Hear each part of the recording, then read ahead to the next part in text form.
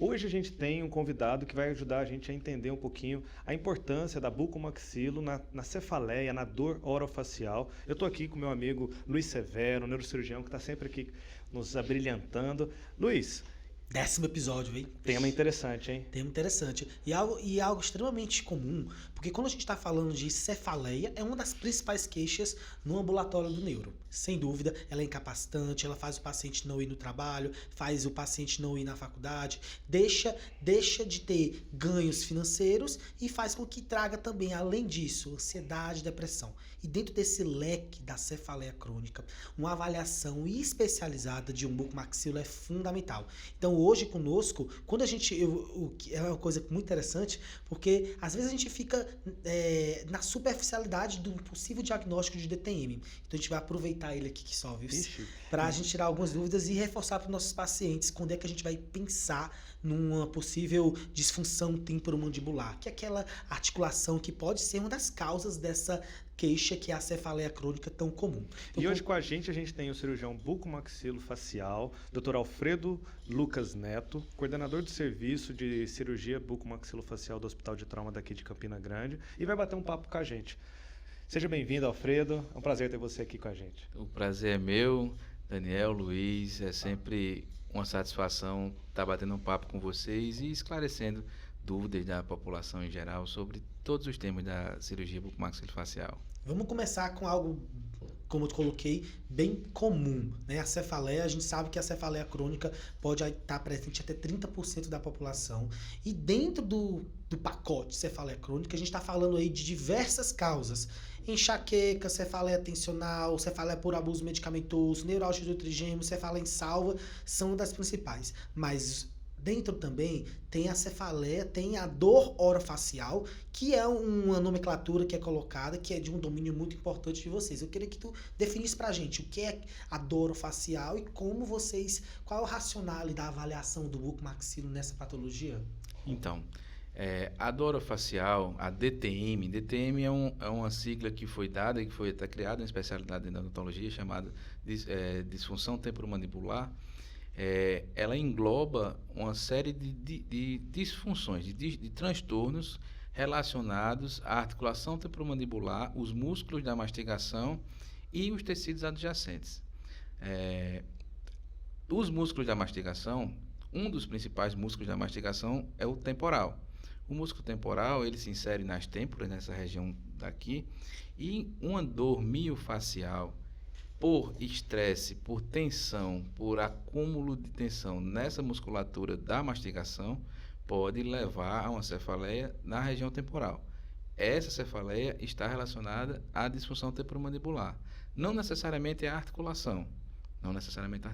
Um conjunto do sistema estomatognático pode ter alguma disfunção que leva a essa dor miofacial, essa dor muscular mais localizada na região temporal. Então, a disfunção a nível da mastigação, a nível lá próximo da região da mandíbula, pode fazer uma contratura muscular persistente e isso afetar o próprio crânio e gerar essa experiência dolorosa da cefaleia. Isso. O músculo temporal, ele tem origem no crânio, ele se insere no processo coronoide da mandíbula, que a mandíbula, ela tem um formato assim, ferradura, tem os côndilos e à frente do côndilo tem um processo chamado coronoide. Ele se insere ali. E a sua função é elevar a mandíbula. Então, ele é um dos músculos que traz a mandíbula para a gente fechar a mandíbula, fechar a boca. Então, esse músculo usado em excesso ou tensionado em excesso, ele tem uma fadiga muscular que leva a uma dor. Essa dor pode ser confundida com a cefaleia tensional, e pode ser uma cefaleia tensional por causa dessa musculatura. E de que maneira vocês conseguem dar o diagnóstico dessa disfunção? É basicamente por dor à palpação da articulação, abertura da mandíbula, ou é necessário também exames de imagem, por exemplo? É necessário exame de imagem, dependendo de alguns sinais que o paciente nos mostre, né? A DTM, a dor orofacial e a DTM é a segunda causa de maior procura no consultório odontológico. A primeira ainda são as dores odontogênicas, né? E é importante a gente fazer esse diagnóstico diferencial. Primeiro você examinar, porque uma dor refletida na face, ela pode ser de origem odontogênica, pode ser de origem muscular, pode ser de origem articular. O trigêmeo, que é o nervo que traz a sensibilidade de toda a face, é um só. Então, essa dor ela pode ser refletida em qualquer área do rosto, né? Então, o diagnóstico diferencial você vai examinar seu paciente, olhar os dentes, ver se tem algum dente que pode estar causando uma dor que reflita nessa área. Você vai examinar a musculatura da mastigação, tanto o músculo temporal, o músculo masseter, o músculo pterigoideu medial, lateral, e você vai avaliar, palpando mesmo a musculatura, se existe dor, a palpação. Vai avaliar a abertura e fechamento de boca desse paciente, se existe alguma deflexão da mandíbula nessa abertura, ou seja, um desvio, se existe alguma limitação de movimentos dessa mandíbula. Pacientes que dizem até que quando abrem demais, nossa, doutor, eu sinto que é como se minha mandíbula saísse, estalasse, a junta saísse do local. Pode ter evoluções nesse Não, e o grande problema é quando o paciente chega com sintomas pra gente na emergência, eu tô atendendo ali, o paciente tá com cefaleia, tá falando que quando mastiga dói e tal, a gente explicar pra ele que quem vai ajudar, quem vai tratar ele é um dentista, sabe? Até você colocar na cabeça dele, o especialista para te ajudar é um odontólogo, é um cirurgião dentista, é um buco. Procure um que vai te ajudar. Cara, eles pensam que a gente não sabe o que está fazendo. Então, por isso que a importância desse episódio é justamente para mostrar que o cirurgião bucomaxilofacial ajuda muito no tratamento desse tipo de dor, né? Com certeza. Eu recebo muito encaminhamento de otorrino, porque a articulação ela está muito próxima ao ouvido. Ela está logo à frente do ouvido. E tem muita dor, barulhos que a articulação faz por deslocamento do disco articular ou por degeneração articular, que leva e dor também na região da articulação, a capsulite, a inflamação da cápsula da articulação, o deslocamento anterior do disco sem redução faz com que o côndilo pressione um tecido posterior ao disco, o tecido retrodiscal, que é um tecido altamente vascularizado e altamente inervado, que também causa dor. E esses pacientes procuram o otorrino, porque a dor reflete muito no ouvido. Quando o otorrino examina o ouvido do paciente e vê que não tem nada, diz, não, procura um dentista, um cirurgião bucomaxilofacial, um especialista em DTM. E os pacientes realmente, às vezes, ficam confusos com isso, mas é uma especialidade da odontologia e a gente trata também, lógico, a DTM ela é uma situação multidisciplinar. Não só a odontologia vai tratar, mas a odontologia ela tem um papel essencial também, tanto na reabilitação oclusal, porque muitas vezes o Brasil é um país de desdentados, infelizmente. Então as perdas dentárias levam a uma diminuição da altura facial.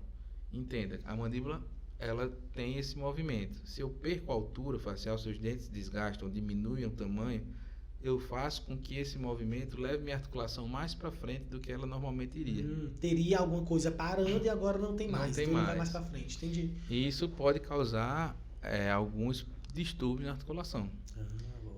Consequentemente, dor. Mas chegar a essa associação para o paciente, às vezes é difícil dele entender. Por isso que a gente precisa explicar. E o tratamento é com fisioterapia, com medicação, cirurgia? Como é que é o tratamento de quem tem a disfunção da articulação temporomandibular? Depende da disfunção, né? Nós temos vários tipos de disfunção temporomandibular. A grande maioria, é dor muscular. A maioria dos pacientes que chegam com queixa álgica no consultório, a dor é muscular. E, geralmente, essa dor muscular ela está associada ao estilo de vida do paciente. E é crônico. E a dor, quando ela cronifica, tá aqui o Luiz, que é especialista em dor, a gente sabe que ela deixa de ser um sinal para ser a doença. Exato. Então, a gente não adianta mais tratar aquele sinal. A gente tem que tratar a dor crônica. Então, muitas vezes esses pacientes eles têm 5, 6 meses, 1 ano, 2 anos de evolução de dor. Por mais que eu remova a causa da dor, ela vai ser persistente. O organismo daquele paciente já se acostumou com aquela ideia da dor. Então você eliminou. A dor foi causada por um deslocamento anterior de disco por pressão do tecido retrodiscal. Mas se esse paciente está há meses, anos com essa dor persistente, eu vou lá, abro aquela articulação, removo aquele tecido, não tem mais inervação ali. o disco está reposicionado, mesmo assim ele sente dor. A memória da dor, A né? memória da dor. Complicado. Então, é estilo de vida. Geralmente está muito associado com a questão emocional do paciente. Então, quando eu vou fazer uma anamnese para tratar DTM, eu passo quase 1 hora conversando com o paciente para entender aquela dor daquele paciente. Dor é muito complexo de se tratar. Uhum. Dor é muito complexo de tratar. Então, a gente pode ter tido uma causa inicial daquela dor, mas não necessariamente removendo aquela causa, a gente vai resolver aquela dor. Então, muitos pacientes são tratados em conjunto com psiquiatria, com psicologia. A gente usa muito antidepressivo, Sim. usa muito anticonvulsivante, que os pacientes também não entendem que pode tratar dor, Exato. principalmente na nevralgia trigeminal, que é um dos fatores também de procura que se confunde muito com a dor odontogênica. Então, o colega dentista ele precisa entender e saber fazer o diagnóstico diferencial também da nevralgia de trigêmeo, que é uma dor importante, é uma dor que é difícil de tratar e acontece com frequência no nosso consultório. Esse paciente de DTM, que tem a disfunção temporomandibular, quando você está fazendo o diagnóstico e inicia o tratamento, das modalidades de tratamento, por exemplo, intervencionistas, você falou, você pode fazer a denervação, né, tirar a cápsula e, portanto, se não tem cápsula, não tem os nervos que inervam essa cápsula, vai melhorar a dor. Botox, qual a sua experiência, o que é que você acha da toxina botulínica para o tratamento da DTM? É bem controversa a história do Botox no tratamento da DTM. Por quê? Primeiro, é uma dor crônica, tá? O Botox ele vai agir, não vai ter uma ação no sistema nervoso central, vai ter uma ação periférica na musculatura para diminuir força. Ele diminui força, ele vai diminuir, por exemplo, um dos sinais da DTM, que seria o bruxismo, a gente nem falou sobre ele. Vai diminuir ali por um período, né? O Botox a gente sabe que ele age por 4 meses. Porém, ele leva a outras consequências, porque para a gente aplicar Botox na musculatura da mastigação, para ela ter um efeito visível, a gente precisa aplicar uma quantidade de unidades bem maior, bem grande. Para você ter ideia, numa macete a gente vai ter que aplicar de 30 a 70 unidades, é quase um frasco inteiro de Botox em cada macete. Isso leva a uma atrofia do músculo. Então, consequentemente, você leva a uma atrofia muscular, você vai diminuir a morfologia daquela musculatura e também a musculatura ela se insere no ângulo da mandíbula. Por atrofiar a musculatura, o osso também reabsorve. Então, você vai modificar o rosto daquele paciente. O paciente ele procurou para fazer um tratamento de DTM e ele fica sem ângulo de mandíbula, o macete dele diminui de tamanho e não resolve a dor. Vai diminuir alguns sinais, como o bruxismo, por exemplo. Porém, por um curto período de tempo. Então, eu particularmente não utilizo o Botox para tratamento de DTM, para tratamento de bruxismo e DTM. Eu posso utilizar ele como coadjuvante num curto período de tempo, mas não vai ser ele que vai tratar. Concordo plenamente. E uma frase que você falou em relação ao paciente que tem DTM são hábitos. Existe algum componente do ponto de vista ambiental? Já falamos do componente psicológico, mas de hábitos ambientais podem ajudar a piorar essa artrose, esse desgaste que acontece nessa articulação? Existem alguns hábitos deletérios que levam a possíveis degenerações articulares. Tem paciente que tem a onicofagia, roer unha. Você está sempre levando sua mandíbula para frente num ato contínuo e persistente.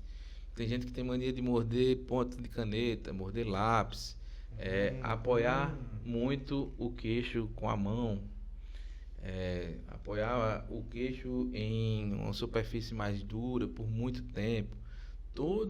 Todos esses hábitos que vão forçar a nossa articulação podem levar a uma reabsorção condilar, a uma área dessa região.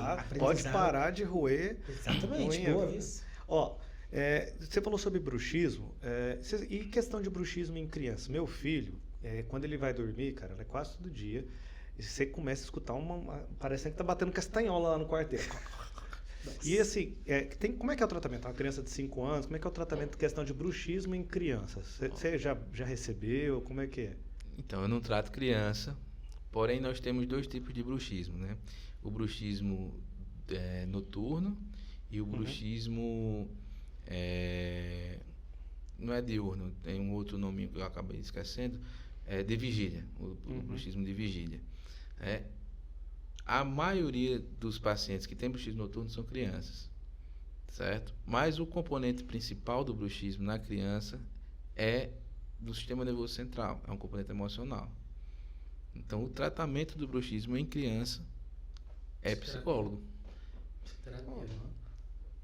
Psicoterapia.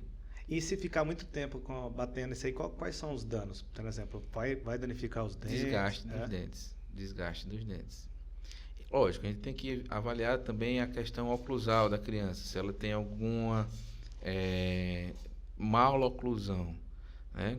Geralmente o ortodontista vai tratar isso aí.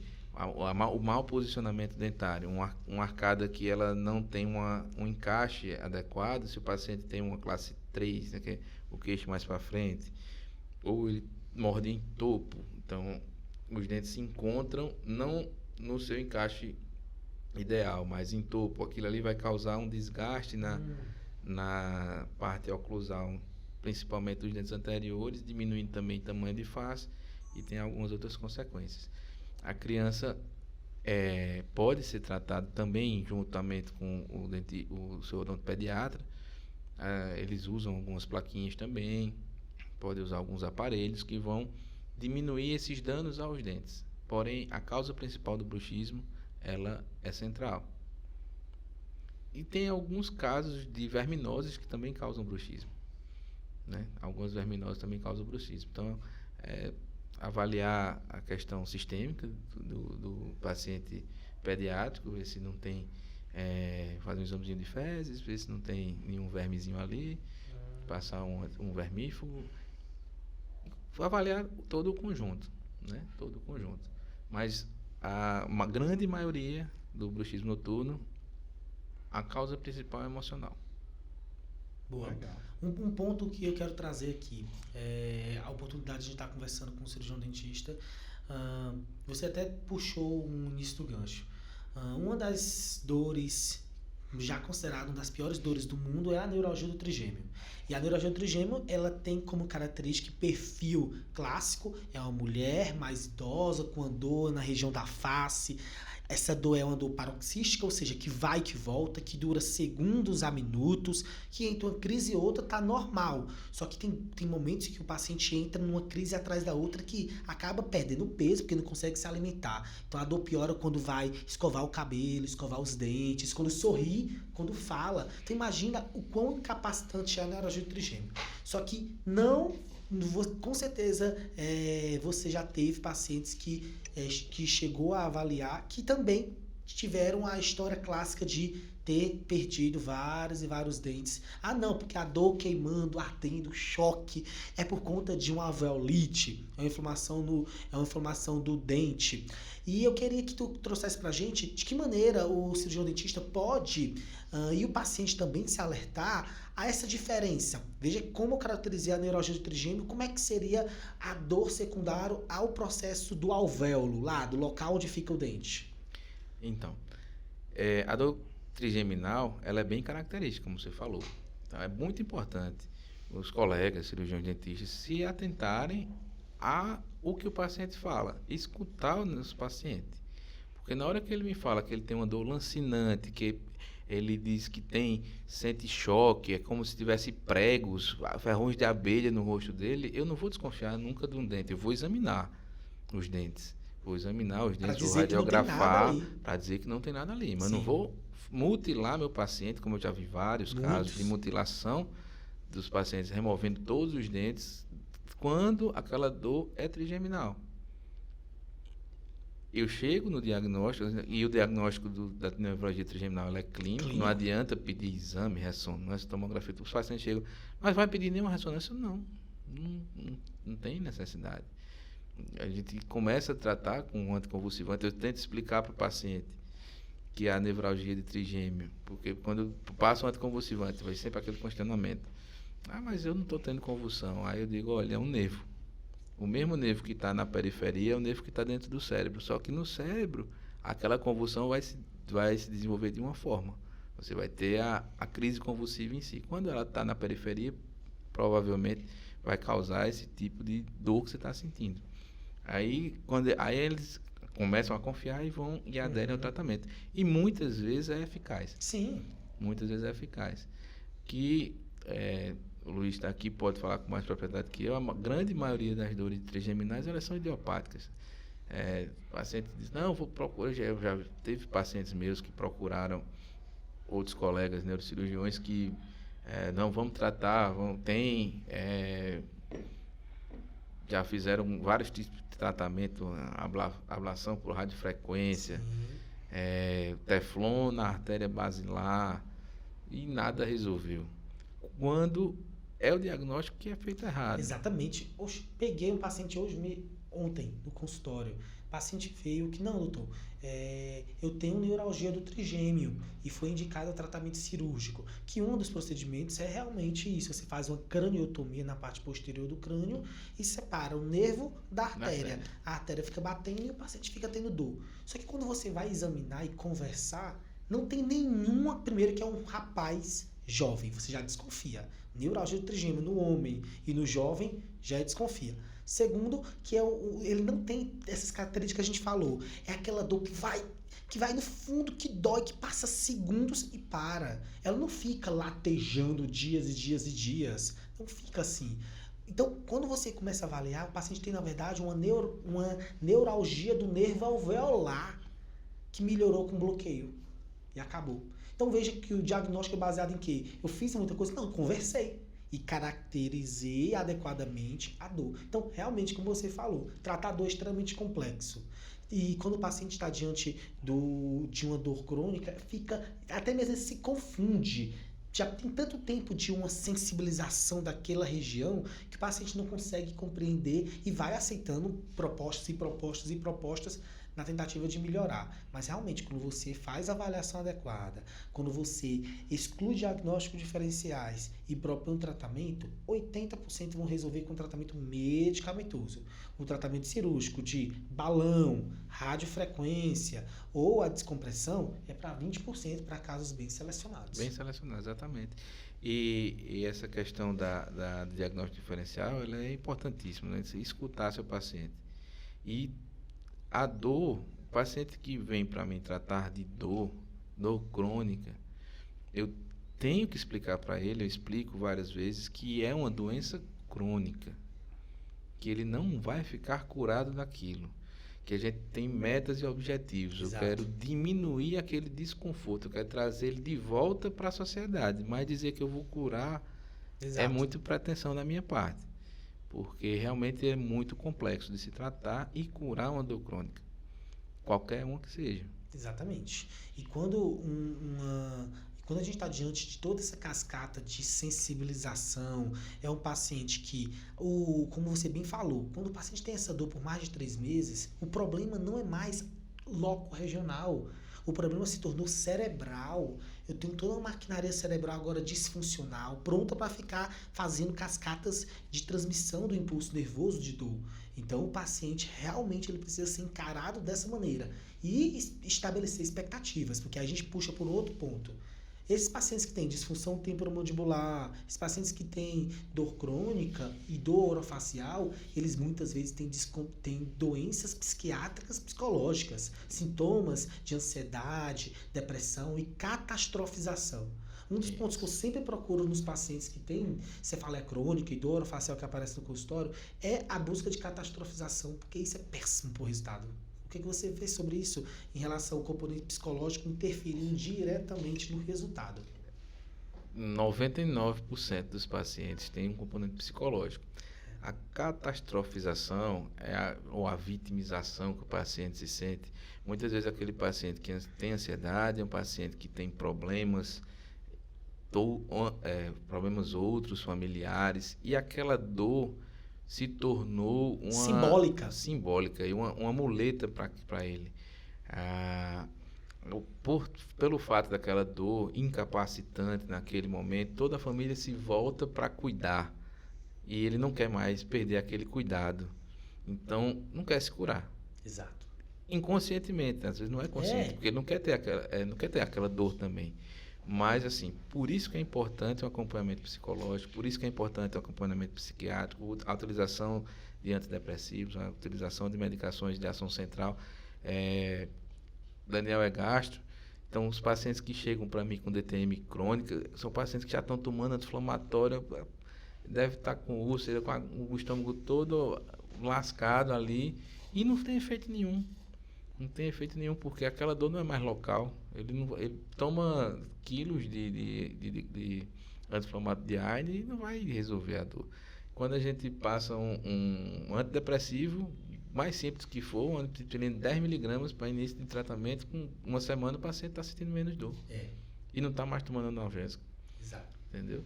E aí, para você conseguir convencer o paciente agora é um antidepressivo que vai ajudar na dor. Caraca, doutor, você está me achando que eu sou doido e tal. Aí a gente tem que entender, muitas vezes a gente deixa bem claro para os pacientes que tem remédios que atuam na depressão, que atuam tirando a convulsão, que são excelentes para a dor, né? A amitriptilina é excelente para a dor. Isso a gente já falou para dor da coluna, dor em diversas regiões, então muitas vezes o paciente pensa que é só para aquilo, né? Mas aí está a função nossa como profissional também de explicar para o paciente a importância e convencê-lo dessa questão. É uma medicação barata, com poucos efeitos colaterais e que tem um efeito bem efetivo na dor orofacial, principalmente. Assim como na trigeminal, a carbamazepina, que é o que a gente usa de escolha. Primeira, segunda, terceira escolha, carbamazepina. Exatamente. Mudando de assunto, sobre cirurgia ortognática, quando que a gente deve pensar e quando que é indicado fazer? Eu li alguns estudos falando que muda bastante a autoestima dos pacientes. Eu vi uma série de depoimentos antes e depois, uma entrevista com uma mulher que fez a cirurgia que literalmente mudou a vida dela. Ela mostra a questão da autoestima é muito importante. E vi também especialistas relacionando também a questão do sono.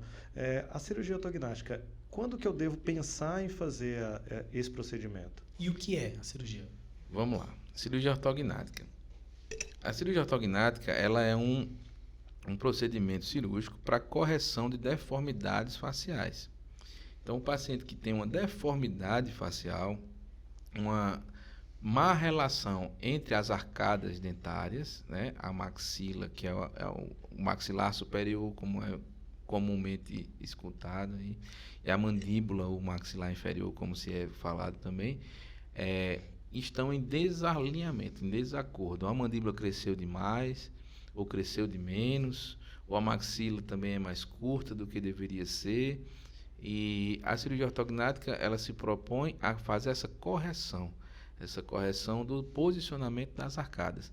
Como consequência disso, traz um ganho estético para o paciente e um ganho funcional, tanto na questão do sistema estomatognático, ou seja, da mastigação, da fonação e da respiração. Quando uma maxila é atrésica e ela é atrofiada, ela tem pouco tamanho, ela é menor do que deveria ser, consequentemente as fossas nasais, os seios paranasais e o espaço aéreo superior, posterior à maxila, ele é diminuído. No momento que a gente avança essa maxila, ela traz ela para frente, a mandíbula também, a gente traz a mandíbula, a língua é inserida na mandíbula, a língua vem para frente, a glote do paciente abre.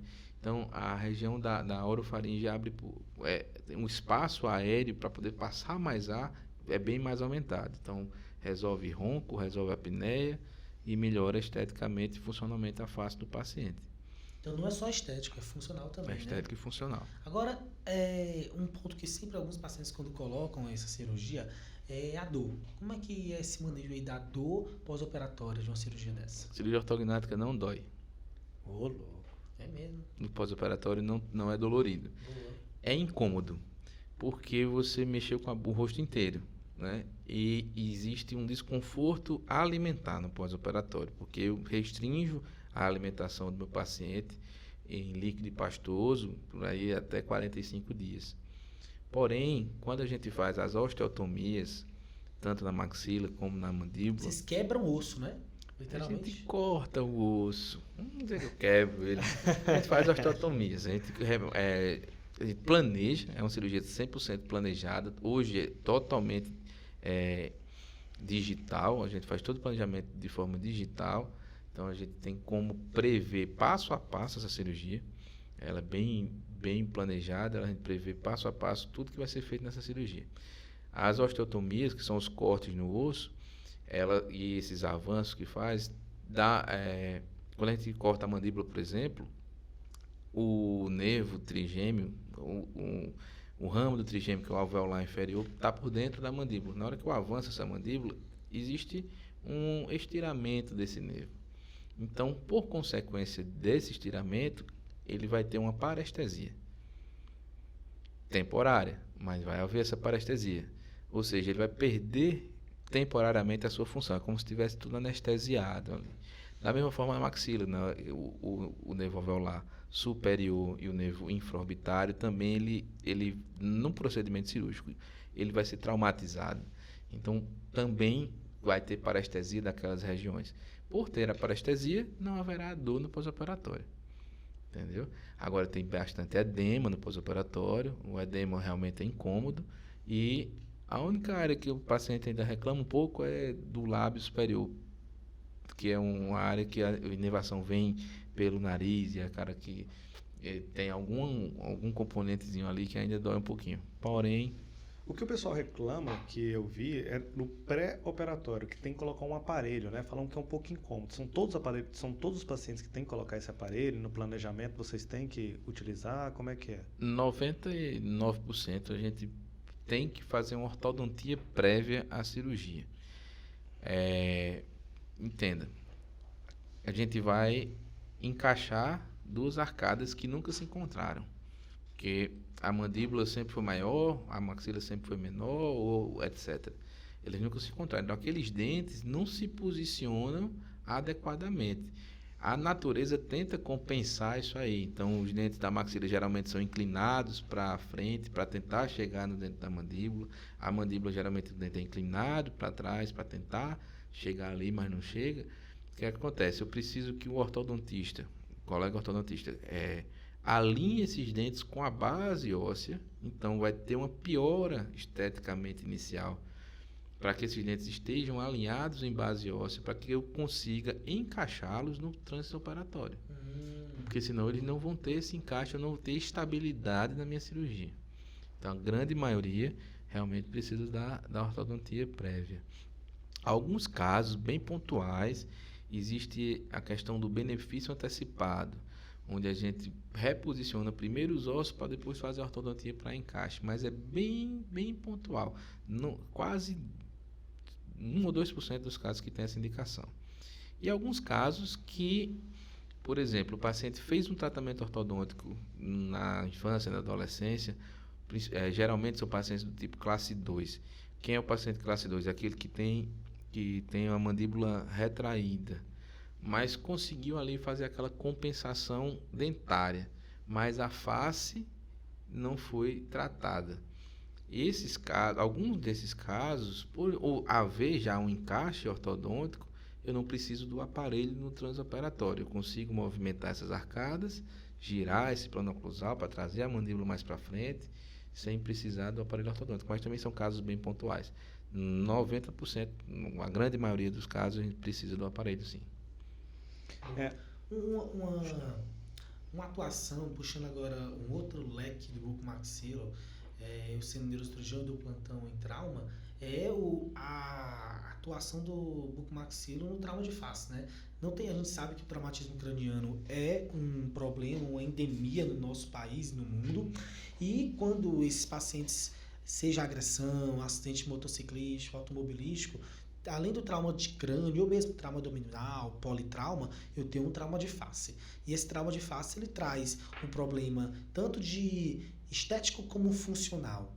E o bucomaxilo, ele sempre a gente está lá pedindo parecer, pedindo avaliação, porque ele é o cirurgião da face, né? E esse tratamento, ele tem a necessidade de conhecer a anatomia funcional e a anatomia estética.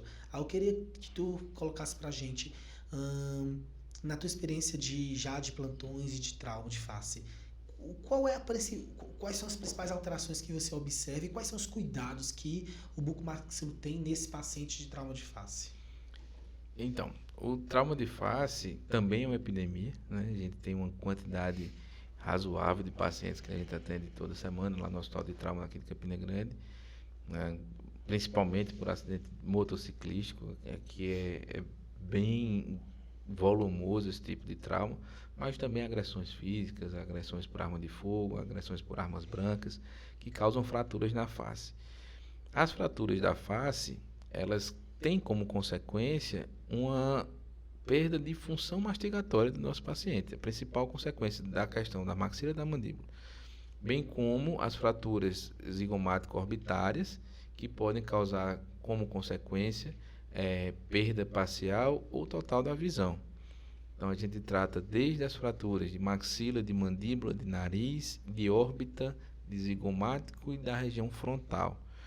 A gente tem 12 anos que eu dou plantão aqui no trauma e a gente vê crescente o número, a quantidade de traumas graves de face pela energia do trauma, que é muito grande, principalmente nesses pacientes de acidentes de moto, por não uso do capacete ou uso daquele capacete que não tem o protetor facial, né? Um capacete que é aberto na frente. Então, traumas de crânio e face associados são muito frequentes. Então, a gente entra bastante junto com a neurocirurgia lá no Hospital de Trauma. E tem muitas fraturas do tipo naso-órbito-etimoidal. É uma fratura difícil de tratar, mas é uma fratura importante, né?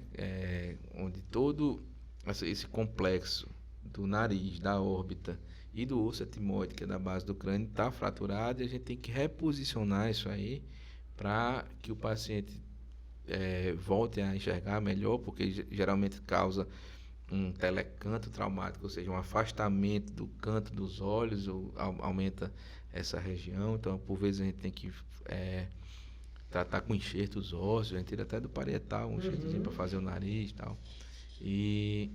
E são traumas bem importantes e estão ficando comuns, não eram tão comuns assim. Estão ficando bem comuns esse tipo de trauma por aumento da energia do trauma. Eu estava lendo para conversar com o Alfredo e li uma reportagem falando a respeito justamente disso que ele está falando, que aumentou em 76% a quantidade de traumas graves na face nos últimos 3 anos. E aí eles entrevistam um cirurgião bucomaxilo em Fortaleza, e ele fala que foi feito um estudo lá em Fortaleza, no qual evidenciou que dos traumas que eles recebem lá em Fortaleza, isso deve ser quase no Brasil inteiro, porque já se sabe que a maioria das cidades no Brasil tem mais moto do que carro, né? Eles enfatizam bem isso. É o mau uso do capacete, então muitas vezes não prendem o capacete, às vezes está usando e não prende. Tem um capacete também que não é o correto, que não protege a face. Aí ele fala também que cerca de 70% são homens, e aí dessa população que tem, né? Eles falam que mais de 50% não possui carteira de habilitação para pilotar moto, desses pacientes que possuem trauma grave, e que mais de 40% deles que têm trauma grave estavam alcoolizados. Então, assim, é uma epidemia no qual, assim, junta tudo. Muitas vezes eram pessoas que não eram para estar dirigindo moto, não estão usando capacete, estão alcoolizados. Então, assim, é um conjunto de fatores que vão levar para algo trágico, né? E para você ver que, mesmo com a legislação em que, teoricamente, a gente poderia até estar vendo uma redução, né? Porque eu tenho um airbag obrigatório, eu tenho o uso do cinto obrigatório, então talvez o trauma de face a nível de etiologia, a causa do trauma, ser o acidente automobilístico, pode até ter caído. Mas, assim, a epidemia de moto é barata, moto tem pouca fiscalização, e no interior aí que não tem mesmo. Isso faz com que a galera vá sem capacete ou capacete inadequado e tenha todos esses traumatismos aí que fazem com que agitem o plantão da bucomaxila. Uma coisa que eu observo aqui no trauma, no Hospital de Trauma aqui de Campina, é que na cidade de Campina Grande em si, os traumas de face eles são menores. Porque aqui se usa capacete. Eu acho que mais pela fiscalização que é mais exigida. Mas a gente pega muito paciente do interior. Uhum. Talvez no interior não tenha tanta fiscalização assim, então eles não usam capacete mesmo. Aí os traumas são bem mais agressivos. Não que aqui não tenha, tem também. Mas é menos frequente do que com os pacientes do interior. E é cultural, sabe? Quando você conversa com alguém do interior, é a questão assim, você tá usando cinto aqui? Aqui ninguém usa cinto. E aí você vê quase todo mundo. Cara, é raro você ver numa cidade interior, assim, cidade interior menor, alguém colocando capacete, alguém andando com capacete. Não que nós não tenhamos interior, exatamente, né? Nós estamos no interior também, mas uma cidade que tenha menos fiscalização. Porque é meio que é incomum, eles acreditam que não faz, que é errado é colocar o capacete. Aí quando acontece um trauma desse, aí vê, nossa, podia ter colocado. Então são coisas que são extremamente evitáveis, né? Um trauma desse no qual você vai lesionar boa parte da sua face. Então, Quando chega no hospital, né? Exatamente. Muitas vezes não vem mais para lá. Né? Exatamente. Vê que a atuação do bucomaxilo, ela perpassa a atuação a nível ambulatorial e hospitalar, né? Eu queria até que trouxesse assim para os nossos pacientes a formação do bucomaxilo. Como é que é o caminho da formação do bucomaxilo até chegar no especialista de face? Então, o cirurgião bucomaxilofacial, ele é um cirurgião dentista, fez graduação em odontologia e fez uma residência em cirurgia e traumatologia bucomaxilofacial. São mais 3 anos de curso após a graduação, em tempo integral. Nós temos uma residência hoje em Campina Grande, no Hospital de Trauma, que está no 4º ano de residência. Então já temos duas turmas formadas, estamos no 5º ano. Nós temos duas turmas de residentes formados em Campina Grande. Então temos 4 bucomaxilos que foram, já temos 4 bucomaxilos oriundos daqui do Hospital de Trauma. São 2 vagas por ano, são 3 anos de residência. Para você ter ideia, a carga horária do curso de odontologia toda dá 4.400 e poucas horas. A carga horária em 5 anos. A carga horária da residência em cirurgia bucomaxilofacial são 8.860 horas em 3 anos. Então, é quase 2 cursos de odontologia reduzido em 3 anos. Então, faz a residência. Quando você termina a residência, você se torna especialista em cirurgia bucomaxilofacial. E a gente envereda para outros que eu fiz. Depois que eu fiz minha residência, não fiz aqui, na época não existia aqui, né? Eu fiz em Recife. Fiz graduação aqui em Campina Grande, fiz a minha residência em Recife no Hospital Oswaldo Cruz, e a gente rodava no Hospital da Restauração, no Hospital Getúlio Vargas, no Hospital Geral de Areia, lá, então a gente passou por todos os hospitais, e na Faculdade de Odontologia de Pernambuco, da UPE, que na época era lá em Camaragibe, então a gente rodava aquela região todinha. Depois a gente voltou para Campina Grande, eu fiz mestrado aqui também na UEPB, e comecei um doutorado lá em Campinas, então eu estava indo e voltando uma boa parte do tempo aí. Mas a formação do bucomaxilo é a residência pós a graduação em odontologia. Inclusive, eu acho que tem até pós-graduação também, né? Agora de bucomaxilo, que eu estava dando uma lida também.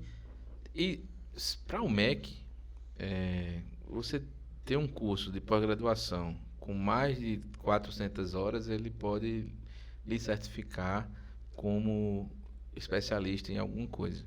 Mas para o CFO, o Conselho Federal de Odontologia, uma especialização em cirurgia bucomaxilofacial tem que ter no mínimo 2.000 horas. Então, existem especializações também, funcionam também, desde que a carga horária seja correta. Tá? A residência ela tem uma vantagem por ser via MEC, o estudante, o residente, ele recebe uma bolsa do MEC, que hoje eu acho que está R$4.160, ou 4.000 alguma coisa, para ele se dedicar exclusivamente àquela formação. Né? A especialização, geralmente, ele tem uma carga horária menor para que o colega possa trabalhar, se manter e pagar por aquele curso. Então, existem diferenças nessa formação. Porém, no final, todo mundo vai ter o mesmo título de especialista. Entendi. Boa. Acho que algo que a gente trouxe aí e foi sanado o objetivo, foi primeiro desmistificar, né? Que às vezes a população não sabe que existe um especialista em face que também trata dor crônica, as dores orofaciais e que são fundamentais nesse tratamento aí de um grupo específico que é a ADTM, que é algo tão complexo. Acho que foi ótimo. Foi ótimo. Desde já agradeço já a tua participação e pessoal, não esquecer, seguir lá o @ de médico para paciente. A gente está trazendo aqui diversos especialistas na tentativa de trazer informação, divulgar conhecimento e você ser ator principal no seu processo de saúde e doença. Então você saber que tem profissional bucomaxilo, qual a função dele, qual a formação dele, procurar, isso daí facilita muito e a gente está dando acessibilidade e universalidade ao sistema. Obrigado, Alfredo. Quer deixar uma mensagem para a galera? Qual que é a importância do bucomaxilo? Que você gosta muito da profissão? Sei que você gosta demais, que você atua lá no trauma. Tem vezes que ele não sai de lá, ele fica... Vão na quinta, na sexta, tá lá. Mas deixa uma mensagem para a galera. Primeiro eu quero agradecer o convite de Luiz, de Daniel, e me colocar à disposição de vocês, de todos que estão ouvindo e assistindo esse podcast, que tiverem alguma dúvida, podem entrar em contato com a gente. Eu faço questão de sanar qualquer dúvida que vocês tiverem. Como mensagem, eu gostaria de falar para os nossos colegas cirurgiões dentistas, bucomaxilofaciais, que tenham cuidado com nossos pacientes, que escutem mais. A odontologia ela é uma profissão muito tecnicista, então se perdeu um pouco a questão de como fazer uma boa consulta com o seu paciente. Então, muita gente hoje nem faz consulta, senta o paciente na cadeira, abre a boca, eu digo aí, olha aí. Então, eu acho que você ter mais empatia pelo seu paciente, escutá-lo e entender suas queixas, eu acho que você se torna um profissional muito melhor quando você trabalha dessa forma. Então essa é a mensagem que eu quero deixar para os colegas e para os pacientes, que existe uma especialidade que trata vários tipos de transtornos da face, que é a cirurgia bucomaxilofacial, e nós temos no Brasil inteiro excelentes especialistas na área.